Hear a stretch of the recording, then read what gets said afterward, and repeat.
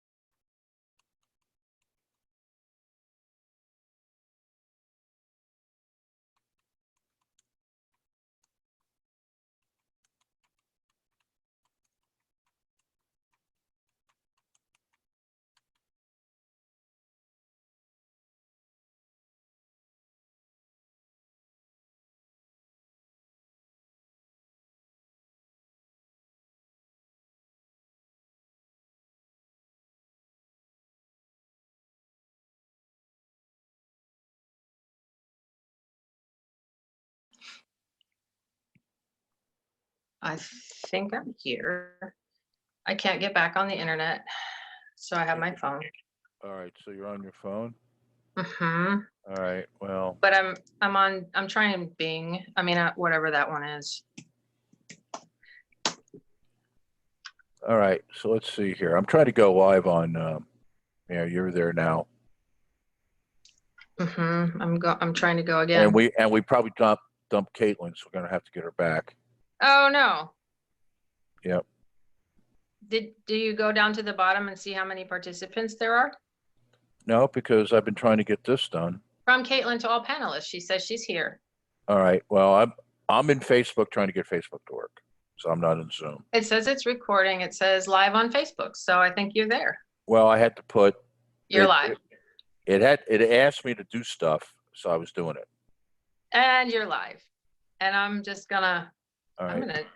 can I not be on video today? Why is that? Because I have to hold my phone with one hand and I can't get Oh, okay. All right. notes. So we're here. Ugh, it's all good. Caitlin, it's so good to see you. All right. I don't see Caitlin. Let me see here. I don't know why I can't get Chrome to start. I don't know why I can't get the other one to start. All right. Caitlin's in and she's unmuted. Okay. So I'm running the whole thing now. That is a scary thought. All right. Any conversation before we start? Because I've already got 9 after. Well,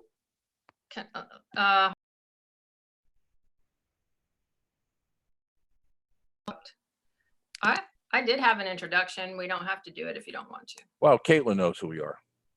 Yep, but everybody on Facebook doesn't, so that's fine. All right. Go ahead. Do the intro. I can't get to it.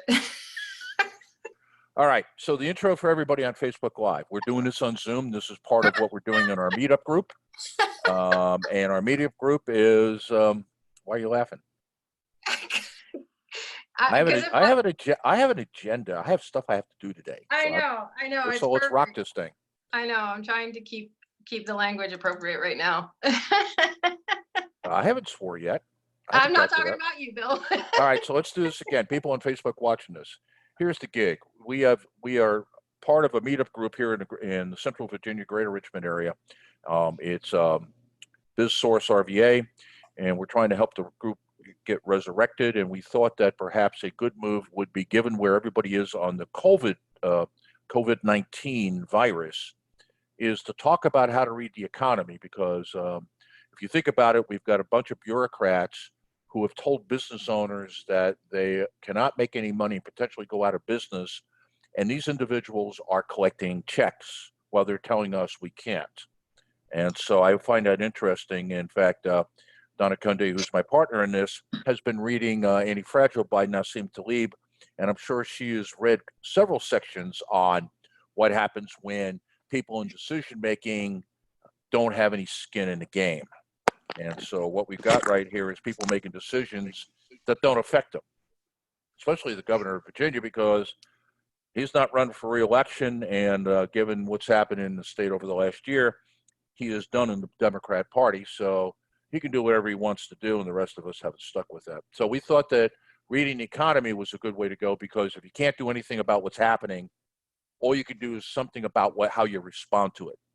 So what we did is we talked about the economy, and we said that there are 7 actions the owner can take based upon the location in the economy.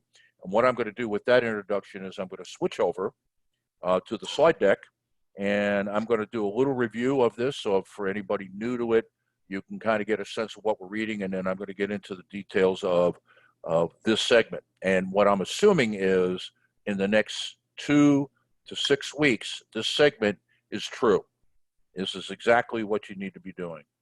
So with that, I'm going to do screen share. That was a great introduction, Bill. You like that, huh? I loved it. Okay, good enough. I've been practicing all day to do my gig.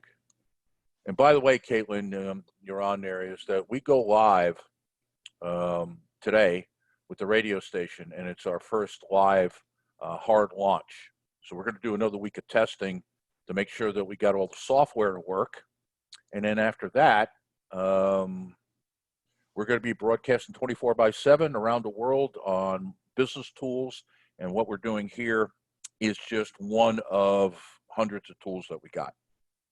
All right, so this is where we started. I'm going to start with the first couple slides, just like I did before. What am I getting here? I'm getting a, what's going on here? Are we recording? Yes, it says we are, and it All says right. that we're on Facebook Live. So Let me unmute Caitlin, because I think that's what's going on. she just sent a message. She said, congratulations. Oh, okay. All right. She's unmuted now.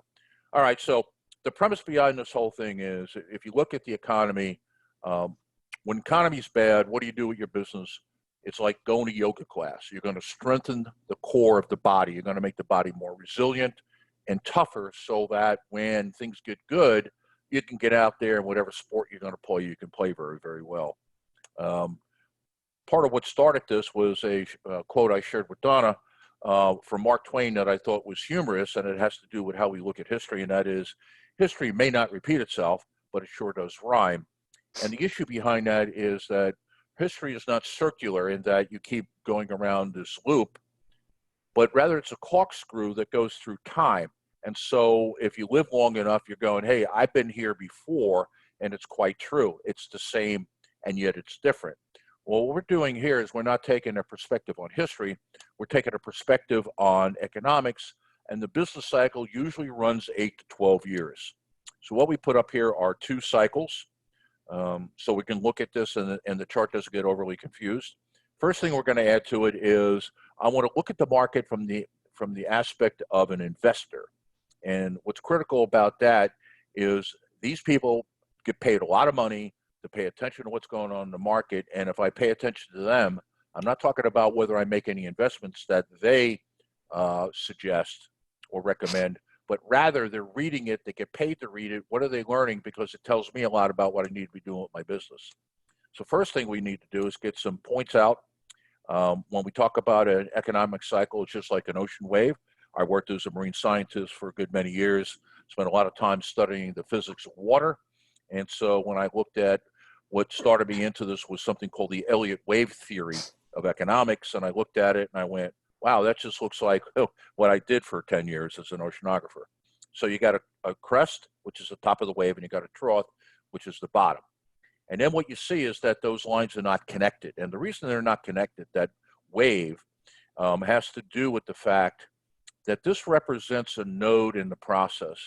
And so when I'm down here, when I'm on the bottom half of this cycle, whether I'm on the down cycle here or I'm beginning the up cycle here, what has happened is that most things are undervalued. In other words, price doesn't equal value. And when I'm above this piece here, or here, is that most things are overvalued. All markets, all economic markets live and die on bubbles. And when you need a little bubble, a little inflation to get things going, Well, when the bubble gets too big, it bursts, and then what happens is that you go down the other side. So this represents what the fair price of something. So you can hear this in stocks when you listen to people who are stockbrokers and they say that the market is fairly priced. What they're telling you is it's right here. If it's on the down cycle, and typically they don't talk about it here. So if they say the market's fairly priced, they're usually talking right here. When they say the market is overpriced, they're saying up here. And what's happening is that the euphoria that's going on in the market, which will now get me into some of the categories, the euphoria that's in the market has taken over, and people are not making as good a decision. So at the bottom, just new opportunities, and what you're looking for if you're a stockbroker is to get in early. Remember that, because this is what we're going to be talking about today. You get in before everybody else, you buy as low as possible, and that means you don't have to hold on to the stock as long. In business, if I get in now, I don't have any competitors. Number two is that if you're weak of heart and you say, well, you know what, I'm gonna wait until I got more evidence, then the next one is credit expansion, and that's usually the clearest indication that the economy's back is credit gets looser. And the reason it hasn't been loose before makes a whole lot of sense is if customers aren't buying, then companies are not borrowing because they're not sure they can pay it back. If investors or financial institutions, banks, don't believe you have the ability to pay them back, they're not going to give you the money. So credit expansion is usually the indicator that everybody thinks that the market is back and is taking off. Then above here, we're in the bubble. Everybody's euphoric because guess what? You could be an idiot as an investor and you're still making money. And so that's not going to be true here in a minute, but anybody's making money right here. And you've got a bubble going on because of that. Up at the top, for the people that are fairly paying attention, fairly prescient to what's about to happen, paying attention to the market, it's like I'm on a ship and I'm riding a 20-foot wave and I'm up on the crest and I can look over. Well, it's fun, but I also know what's going to happen is we're going down the other side. And so the stress is we're there. Things are going to change, and if I'm smart, which means I'm early, what do I do here? Revulsion is what happens when everybody figures out this thing is tanking. And right now, if you look at the economy in the U.S. because of COVID, we're someplace between revulsion and panic. In other words, people are now really going, this thing is serious. And as I said in my opening, if I've been shut down since the 13th of March and you're telling me I can't open until June, the average small business does not have 60 days of cash and credit. They're out of money, they're not paying their bills, and they're probably gone. And so the panic that's going on right now, and we could see it last week, Donna and I were in Richmond during the demonstration. We weren't there for it because, quite frankly, I didn't know about it. 6,000 people showed up to protest the governor going, put us back to work, so we're here. All right, so now, what do we do about it? If you're at the top, we talked about cash flow management. That was our second session. Our third session, let me move this so I can see. Third session was on becoming the lowest cost producer. And by the way, these go hand in hand. This is a sequence of events.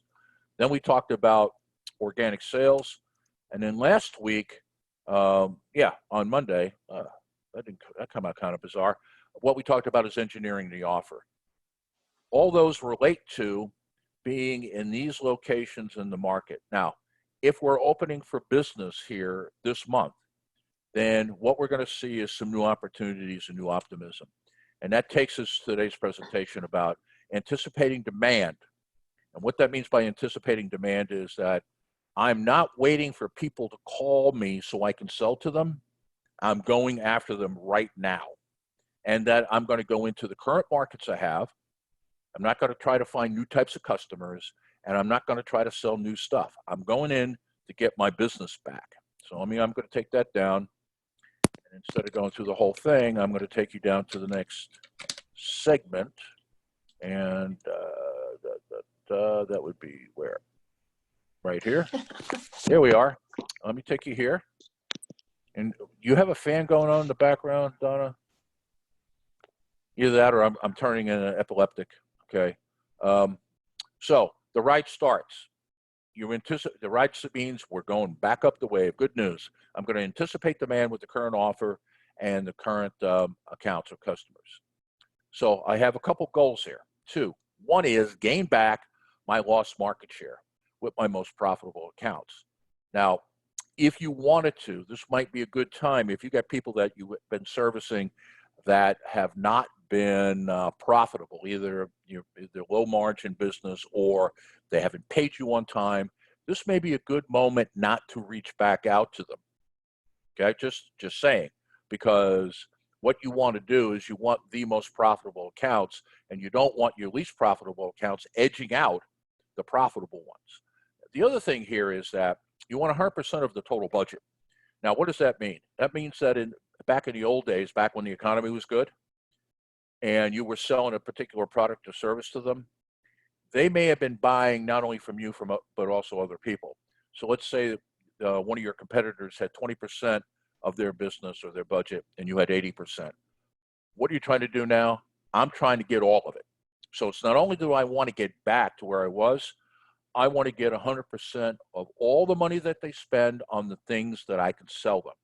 Now, if they're smart and they know something about quality, they'll probably give you 90% and hold something back so they've got an alternative in case something happens to you. But the deal is, I want to say, I don't have all of their business. I want all their business, okay? And then number two is I want to take market share away from my competitors, because I've lost accounts to people who, because they, for whatever reason, were able to sell something. And now if I've done my job in these other 4 stages, this is the 5th business decision in our series of 7, is that I'm probably in better shape than they are. Why don't I go out and get the other accounts that I lost or I didn't get last time and get them now? So this is really aggressively going after the business, but I'm going after who I used to sell to. Some of these are my clients, some of these are people I didn't get, and I'm going to sell my current offer. And how am I going to do that?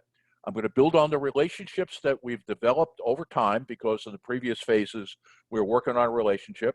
I want to research the market so I clearly understand what's the playing field that I'm going into. I can't assume that what it was is what it is. And of course, you heard a lot of people saying, well, the world's not going to go back after COVID-19. And, that's somewhat true. The rest of that's just fear mongering. And then I want to aggressively surround these target accounts with my marketing message. Okay.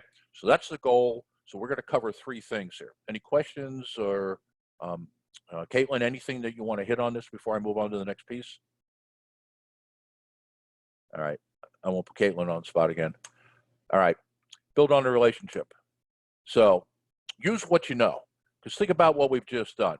We in the previous area, when we were talking about the organic sales, which was 2 sessions back, is that we were helping the client by coming inside and going, look, you can outsource some of the stuff to us, as well as you were trying to insource some of the stuff that you're doing to them. And the idea is that you know their business probably better now than you ever knew it, which gives you a great opportunity to sell into it. The more you know about your customer's business, the more opportunities to sell it. Now, if it's a consumer sale, it's exactly the same thing. The more that you build a relationship and know the person you're selling to, the smarter you can be on what you offer and how you present that. Okay? How can they engage their customers? If this is a B2B sale, is that you need to be thinking about, how do I help them do a better job with their customers? And more than likely, we've already had this conversation. All right. And then what have you accomplished? Because in the previous segment, what do? We talked about all the improvement in the processes. We collected data on what they didn't like about our offer. And that what we did is we gave them a discount, because one of the premises here, if we start with the first session, was get your cash flow under order. Number 2 was become lowest cost producer by basically taking out some cost out of your system so you have greater flexibility of pricing. The third one was proactively go after your customers and your best customers, offer them a discount, and that discount will probably hold the business enough that you can stay in business. Okay, you've done a lot for them, and if they are good customers, we've got, everybody, I think all good business people and good individuals believe in the law of reciprocity. And if you've done a lot for them to keep them going and keep them in business, you've got every right now to ask for the sale and at least get back what you had or get 100% of the other. Okay. Research the market. Understand the new buying persona. What's happened to people in terms of their buying decision? more than likely right now, because we're at the bottom, frugality and utility and function are more important than style, image, or discretionary spending. So where are they right now? Because I want to speak to them in that factor. So I want to, what's changed? What are the buying factors? Are they still using the same information sources, or are they getting their data from someplace else? Has this had a major impact on their lifestyle if I'm selling to consumers, or if it's a business, how has this affected their competitive advantage? Because we didn't talk about this in the series, but let me make that point really clear here. And that is, ultimately, there's only two things you're selling to. All the pain points deal with gaps. On the consumer side is they're trying to project an image for themselves to everybody else, and that when you're selling to them, the pain point is they're not appearing the way they want to appear.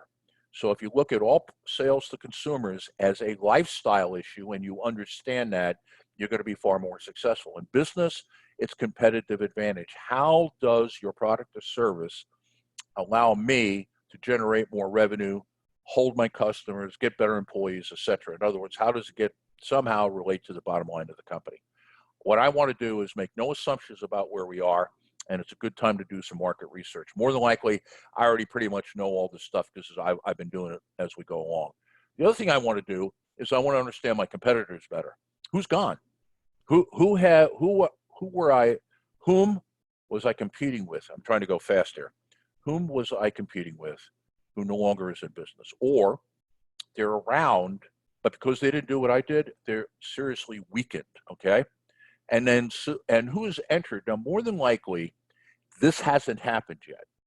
It takes some, it's a really, what's the word? I guess it's not a swear, I'm not swearing. It's a ballsy move to come into a brand new market at this time with so much uncertainty, because more than likely you will not see a major competitor enter.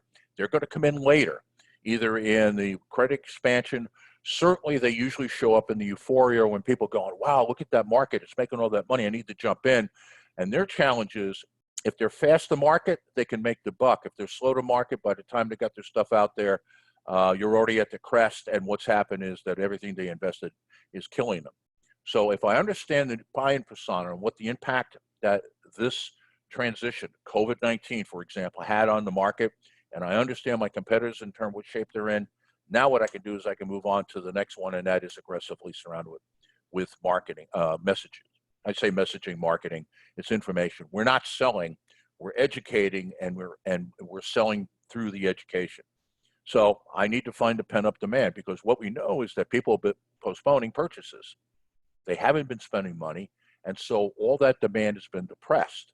Well, where is it, and what message do I have to put out there to get at it? Because the big thing is, how do they find me? We're operating under the premise that we're not selling, we're not using persuasion, we're not using strong arm tactics. What are we doing? We're telling people we're here because we know they're looking for what we want, what they need, or what they want. Here we are, because if they don't know we're there, we're not part of that buying decision. Now, how do I do this? I put together 3 different types of marketing campaigns.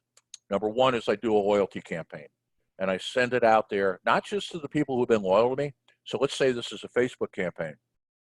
I could do this with email as well. I'm saying thank you to the people who have stayed with me, and I probably am not going to identify them by name, but I'm going to say thank you, and here's what we did together, and blah, blah, blah. I'm going to tell a really nice story around that. Now, they're going to like it, but guess what? All the people that are not buying from me yet, what are they thinking? Boy, I would like to have a partner like that. The second one is growth. And this is the people where the pent-up demand is, and these are the people that are ready to buy, and so we're open and we're ready to sell. That's a campaign. And I can have my existing customers read this as well. So I'm not differentiating. I'm saying these are 3 different campaigns going to basically the same list. And the last one is a suppression campaign. And what I'm looking to do is I'm looking to inoculate them against the competition. Inoculation, kind of like the way we prevent you from getting a virus of smallpox, is you get a shot, a vaccination, you get a small case of the disease, and then suddenly you got the antibodies and you fight it off. In the case of competitors, is that you don't attack them directly and you don't put them down. You do things like, well, how do you tell the difference between a really good landscape company and a great landscape company? How do you tell the difference between a good coach and a great coach? And then you tell them all the things that you do well, and then you say, here's all the things to look for to tell you that perhaps this is not the right choice. Well, of course, all the items on the list are who? Your competitors. But you're not mentioning anybody by name. And so you run these 3 campaigns, and I'm talking about here, let me be liberal in my use of money. I spend $50 a week Facebook on loyalty, $50 a week Facebook on growth, $50 a week on suppression. I spend $150, and I probably I'm touching 3,000 to 5,000 people with 3 touches that week. I guarantee you that you will get some action from this, and it may take more than a week, but we're not talking spend a lot of money. So if you did this for a month, definitely you would get paid back on your campaign. If you did it for a month, that's $600 in advertising. I don't know where you could spend that amount of money and get this amount of pull, because at $3,000 to $5,000 hits a week and that repetitive message. Now, I don't know, given your customer base, how many touches it takes. With some customers, it takes 5 or 6 touches. I've seen it take as many as 10 or 15 before people buy. So if I said, okay, I'm going to spend $600 this month, I'm going to disperse this money, I will guarantee you'll get your $600 back at a multiple from the increase in sales. All right, so that goes through what we're doing here. And by the way, this is really the easiest of the 7 to do. What we're going to be talking about next is something that's a little bit more difficult. But one more thing. You made all this investment. You've got all this thing going on. I'm telling you, personally involve yourself in marketing and sales now. If it's just you, then obviously you are. If you've got people working for you in the organization, I want them to focus in on this. And what am I looking at? I'm looking at the quality and quantity of leads. I should be getting more leads that are better leads. When I look at them going, wow, that's a pretty good customer. Number 2 is I want to look at the ratio of leads to sales. How many come into the funnel and how many do we close? That's a clear indication of either the quality of the lead, or the next one is how well we're managing the funnel, because how long do they spend on average in the funnel? There's almost no sales out there, I believe, that you can close in one conversation, but some you can close in 2 or 3, some take a week, some take a month. But if you go too fast, you can turn people off and chase them out. If you take too long, they move on and buy from somebody else. So the time that they're in the funnel is critical. And then finally, what's the average price? And if you sell multiple items, then I'm saying average price for each one of the items, because what you want to look for, and again, if you're doing the selling, you'll know the answer to this. If you're not, if you got other people selling for you, is you want to find out how much discounting is going on in order to make the sale. Right now, you should not be looking at any real discounts. And when we get to the next one, there should be no discounts. Now, maybe some people who are a little weak right now, and I may give them pretty good credit terms, but I'd be more willing to be flexible to say, okay, I'll give you, instead of a 30-day plan, I'll give you a 60 or 90-day plan on this one. So I'd be more willing to be liberal on my accounts receivable than I would be on pricing. The market's picking up, and if you're discounting to them, then you're going to have a challenge with them the next time you go to them, because they're going to remember what the last price was, and then suddenly you've got somebody who is not a good customer because you don't have a good margin with them. All right, so next webinar on Wednesday, we're going to be talking about anticipating demand in new markets with the current offer. So basically what we're saying is, now that we've consolidated what we were doing plus our competitors, now I'm going to take a look at it, go, well, is there anything else out there that my products and services I can sell into that I haven't been doing it in the past? This is because you're anticipating demand, because you're here. We're going to take the low risk approach to this, and that is I'm only going to move into places where people would buy what I sell, even if I hadn't built it for them. So for example, I'm a residential landscaper, and I make a decision to move into commercial market, or the other way around. I still got to do the same thing, and the economic model is a little bit different between those two. But fundamentally is I got somebody on a tractor, I got somebody on a tractor. I got somebody with a blower, I got somebody on with a blower. So where we're going to go next is how do I expand? And more than likely, where you're going to start making more money than you made last time the economy was good is going to be in the next session. This one, you're getting it back. The next one is where you're going to make it. All right. And we started this on the 13th of April. We've got 2 more sessions left. We've got Wednesday of this week where we're going to be talking about step number 6, which I just covered. And then finally on Monday of next week, we're going to be doing step 7. And that is what happens when the market is going euphoric and you're in the bubble and everybody's excited. How do you make sure that you get the last dollar off the table? All right. And with that, if you want any more information, Donna Kay at IBGR Network is the place to go. Donna, anything you want to add to that?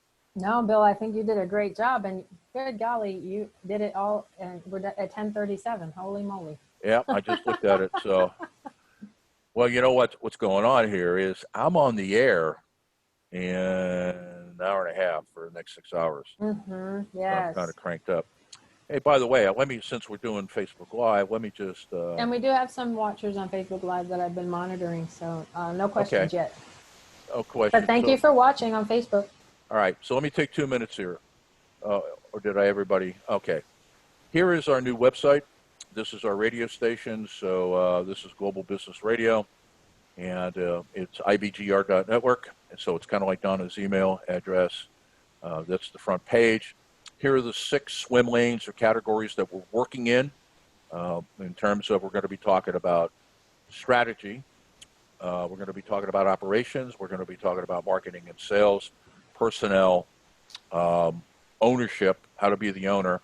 And we're going to talk a little bit about how to be in the consulting business. And today's presentation would have been contained within the own it section. How does the owner read the economy? So let me just click over here. Here's the swim lanes, I call them, because it's a good way of defining it. And I've defined basically what we're going to be doing in each one of these, so you got a sense of it. So here are the shows. Here's our content we're testing out this week. So I'm going to be at 12 o'clock. I'm going to be doing a show on the owner's dream. And how does the owner take the dream? Why did you do this crazy thing that you're doing? And how do I turn that into something that is about the business? So we're going to be talking about that. By the way, we're going to do a repeat of that next week. So this week is my first hard launch where I test stuff out. The other thing I want to show you on here, besides go here, is that every show, kind of like with Sales 2020, has a set of show notes. So when we do episode C, which is going to be the 2 to 3 show, 2 to 3 show, we're going to be talking about value proposition and how do you define what is the unique value that you offer. All of that is in our show notes. So as I'm going through, or Donna's going through the information, everything you need to apply it is right here, kind of like the slide deck. So I appreciate everybody letting me just do a little bit plug for the station. Please go there and start listening to the programming. We're open to the feedback. We're taking, between Donna and I, 7 decades of business consulting and running companies, and we're making it available to our listening office audience. All right, Donna, you got it. Well, thanks, Bill. So like you were saying, I think it goes a little bit further even than just for the business owners. Bill and I kind of have a dream of getting the world back to work again using this internet radio station. So it's a novel idea, and we're going to see what comes of it. So we do value your feedback now so that we can make it the best program offer out there for people who want to have a business and a strong business. As Bill was saying, if you haven't caught it, for those of you that watch us on Thursdays in the studio at 1:45, that could look a little bit different moving forward. The sales show is still going to be going on, but you'll see different content from there. And if you have questions or would like a copy of the slide deck, again, Donna K at ibgr.network, and I'll get that emailed out to you. We're going to be live again on Wednesday here on the webinar, 10 a.m. Finishing up this series. We'll be on part 6 of 7, and so we hope that you'll join us then. All right, everybody, have a great day. And if If you want to know what we're doing with the radio station or what my comments at the beginning of this, just go to the website and read the blog that says, "What are we about?" And it's a great quote from Theodore Roosevelt, which I just absolutely love. All right, Donna, thanks. All right. Talk to you later. All right, Bye, ciao. everybody. Thank you.